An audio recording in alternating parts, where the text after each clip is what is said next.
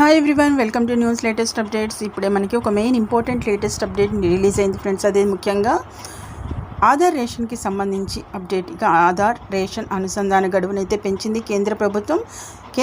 అయితే కీలక నిర్ణయం అనేది తీసుకున్న నేపథ్యంలో ఇక ఆధార్ రేషన్ కార్డు అనుసంధాన గడువును కేంద్రం సెప్టెంబర్ 30 వరకు పొడిగించింది.